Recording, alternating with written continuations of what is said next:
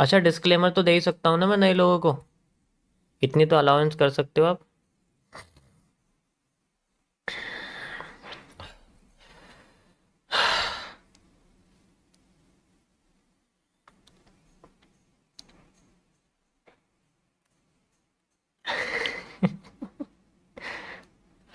Phase 2,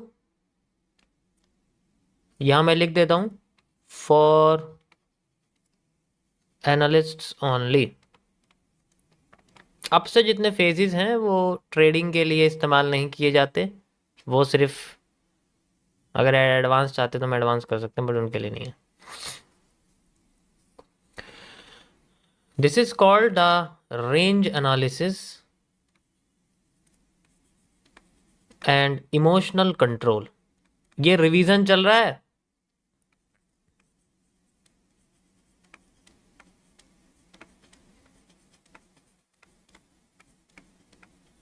ठीक है, तो कल मैं आपको इमोशनल कंट्रोल के बारे में बताऊंगा, आज मैं आपको थोड़ा सा जो है रेंज एनालिसिस के बारे में बता देता हूँ।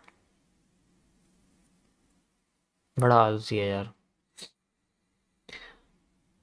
डियर मेरे न्यू व्यूअर्स, मेरी स्ट्रीम पर कोई भी ट्रेडिंग नहीं करेगा, 22 साल की भीख मांगने नहीं आएगा। ज़्यादा से ज़्यादा आप एक नोटबुक लेके मेरी या अपनी कुछ चीज़ जो पसंद आ रही है उसको आप नोट डाउन कर सकते हो, और इससे ज़्यादा आप किसी भी तरीके की कोई चीज़ नहीं कर सकते। कोई रियल डेमो किसी भी तरीके की ट्रेडिंग नहीं कर सकते। किसी भी तरीके का stock, crypto, forex, option, premium की रिकमेंडेशन लेने ना आए, और अपने लॉस रिकवरी के लिए बिल्कुल ना बैठे यहाँ पर, जो आपने सुबह किसी और की स्ट्रीम पे बैठ के किया है या अभी करके आए हो। Thank you. तो रेंज एनालिसिस के बारे में हम लोग थोड़ी सी बात करते हैं, ये किस तरीके से होता है, हम इसको कैसे आइडेंटिफाई करते हैं, वगैरह वगैरह, इसके बारे में हम लोग बात करेंगे। देखो होता क्या है कि जब हम लोग, हम यानी कि हम कौन, हम जब चार्ट को अच्छे से सॉल्व कर लेते हैं, एक अच्छे से सॉल्व कर लेते हैं, और हम लोग पता कर लेते हैं कि मार्केट की डायरेक्शन कहाँ है, कितनी आ सकती है, ठीक है, जो है कितनी आ सकती है, और वगैरह वगैरह, जितनी भी चीज़ें हैं हमने उसके अंदर सारी की सारी लगा दी, और हमें चार्ट का एक स्ट्रक्चर पता लग चुका है। अब यहाँ पर जब पता लग जाता है तो अब आता है थोड़ा सा एडवांस लेवल। एडवांस लेवल ये होता है कि अब ये पता करना है कि जो मूव आएगा वो बेसिकली कितने टाइम में आएगा, द रेंज एनालिसिस। रेंज का मतलब ट्रेडिंग की, फाइनेंशियल की, मनी मार्केट की भाषा में टाइम को बोला गया। ठीक है, अब यहां पर जो रेंज है वो टाइम बेस्ड एनालिसिस है, और इसके लिए हम लोग यूज करते हैं एक special type of time based Fibonacci tool which is known as the Gann box या गैन फैब। हम गैन फैब या गैन बॉक्स जैसे टूल्स को यूज कर सकते हैं, जो कि हमें ट्रेडिंग व्यू में दिया गया है।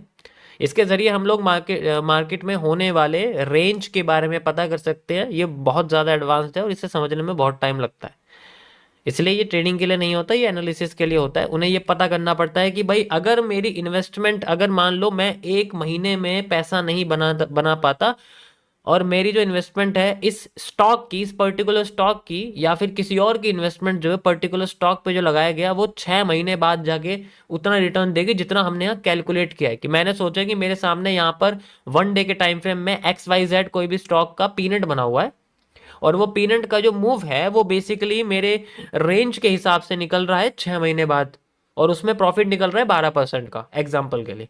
तो मैं जैसे ना, मैं इन्वेस्टर को फिर बोलूंगा भाई देखो ऐसा है, तुम्हारा जो जो इन्वेस्टमेंट हमारे हिसाब से निकल रहा है वो निकल रहा है 6 महीने का, क्या तुम्हारे पास इतना टाइम है कि तुम 6 महीने तक कैपिटल को होल्ड करवा सकते हो? इफ दे से यस, गो, इफ दे से नो, नो। ये है फॉर इंस्टीट्यूशन वगैरह के लिए। अगर मैं इंडिविजुअल अपने लिए बात करूं कि भाई मुझे 6 महीने का वेट नहीं करना, मैं 1 आवर 2 आवर वाला बंदा हूं, तो मुझे उसमें 2 दिन 3 दिन की बजाय शायद ऐसा लगता है वो एक ही दिन में मूव आ जाएगा। जैसा कि मूव तब क्रिएट होता है जब कोई CPI डेटा रिलीज होता है, तो क्या होता है भाई, एक दिन का मूव वो 1 सेकंड में आ जाता है या 1 मिनट में आ जाता है। तो दिस इज कॉल्ड रेंज, की बहुत ही सारा मूव बहुत ही कम टाइम में आ जाए, वो तो चलो कोई इवेंट की वजह से होता है। और अगर बहुत ही सारा मूव बहुत जल्दी ना आने की बजाय बहुत धीरे आए, वो भी रेंज एनालिसिस के अंदर आता है। तो इसे समझना थोड़ा सा मुश्किल है, बट ये यूज होता है for identifying the time. Target पता करना इतना मुश्किल नहीं है एनालिस्ट के लिए। सामने बैठा तुम्हारे, देखा ही होगा तुमने, टारगेट और किस डायरेक्शन में जा रही हो, डायरेक्शन डायरेक्शन ढूंढना इतना इतना मुश्किल नहीं होता। कितना जाएगी डिमांड सप्लाई मेजर करना इतना मुश्किल नहीं होता। मुश्किल होता है वो कब जाएगी, कितना समय लेगी, वो होता है मुश्किल। और उसके लिए हम लोग ये टूल्स का यूज करते हैं। ठीक है, 200 दिन से मैं करूँ, तुमने देखा ही होगा। अब कैसे करते हैं आप देखो ध्यान से, मैं आपको समझाता हूँ। जैसे मान के चलो हमारे सामने एक जो है पीनेट बन रहा है, और मेरे सामने कोई भी स्टॉक है एक्स वाई जेड। ठीक है, यहां पर एक्स वाई जेड कोई भी स्टॉक मेरे पास रखा हुआ है, स्टॉक है, क्रिप्टो है, कुछ भी है, एसेट है, कोई भी डिजिटल एसेट है, डीजीएस है मेरे पास, डिजिटल एसेट इसको बोलते हैं, डीजीएस। अब मैं इसमें जो है मेरे सामने 1 डे का टाइम फ्रेम है, 1 डे का टाइम फ्रेम है, और यहां पर मार्केट में पीनट बना हुआ है। तो मेरे हिसाब से जो मूव है, मैंने देखा कि जो मूव है यहां से यहां तक जितना टाइम इसने लिया था, देखो आज तक तुम्हें चार्ट का जो इस्तेमाल होगा तुमने देखा होगा, प्राइस के हिसाब से देखो कि तुम, आज मैं तुम्हें ऐसे दिखाऊंगा यूज करना चार्ट को, ऐसे कैसे यूज करते हैं, ये वाला मीटर कैसे यूज करते हैं। तुम्हें ये वाला मीटर देखा होगा, 100 200 300 400 500 जा रहा है। ठीक है, ये तो मैं आज ये वाला मीटर करके दिखाऊंगा कि टाइम के हिसाब से कैसे होता है। कि अगर मैंने बोला कि अगर पहले मूव 50 से 100 गया था, तो अगली बार मूव 100 से 200 जा सकता है। यहां पर अगर मूव 5 मिनट में आया तो अगली बार शायद 10 मिनट में आएगा। This is called range analysis. Okay, अब यहां किस तरीके से होता है ध्यान से देखना। तो यहां पर मैंने देखा कि मेरे पास जितना टाइम लगा था, जैसे यहां पर मुझे 10 दिन लगे थे इस डिमांड को क्रिएट करने के लिए। तो अगली बार अगर मार्केट ने, हम मुझे पता लगा ब्रेकआउट दे दिया और 2 दिन हो चुके हैं मूव को आए हुए, 2 दिन मूव आ चुका, अब मैं इसमें देखूंगा कि मेरे पास 10 दिन के अंडर तो मूव आनी चाहिए। भाई जो मूव है वो बेसिकली 10 दिन के अंदर तो आनी चाहिए।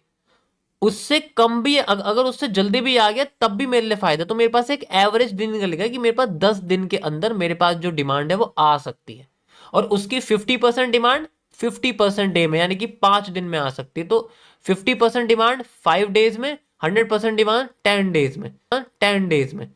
इसके अंडर में एक नंबर निकल के आता है, वो एग्जैक्ट नहीं होता कभी। जैसे मैंने 5 दिन बोला तो 5 दिन नहीं होता हर बार, वो शायद 4 दिन हो सकता है, वो 6 दिन भी हो सकता है, वो 3 दिन भी हो सकता है। तो इस तरीके से जो हमारे सामने रेंज है वो निकल के आती है। अब मैं इसको चार्ट पे दिखाता हूं आपको किस तरीके से काम करता है। ठीक है, सो वी हैव दिस। मैं चलता हूं किसी भी एक्स वाई जेड स्टॉक पे, मैं कुछ भी उठा लेता हूं, लाइक मैंने इनवीडिया उठा लिया है, मान लो एनवीडिया, कुछ भी मैंने उठा लिया एग्जांपल के लिए, मेरे पास ये बना हुआ है। ठीक है, और मैं 1 डे के टाइम फ्रेम पर या 1 आवर, मतलब ज्यादातर क्या होता है कि बड़े टाइम फ्रेम्स होते हैं, छोटे मोटे नहीं होते। मैं 1 डे का टाइम फ्रेम फिर भी यूज कर रहा हूं यहाँ पर। ठीक है, तो मेरे सामने ये सुंदर सा स्टॉक है, यू कैन सी इजीली। और यहाँ पर मेरे पास यहाँ जो है एक पैटर्न बना हुआ है, you can easily C like this. यहाँ पर ये एक आर्क है या कुछ भी पैटर्न यहाँ बना हुआ है, मैं कैसे बना के दिखाऊँ तुम्हें से, रुको जरा ऐसे बनाता हूँ। ये ट्रायंगल है मेरे पास एक,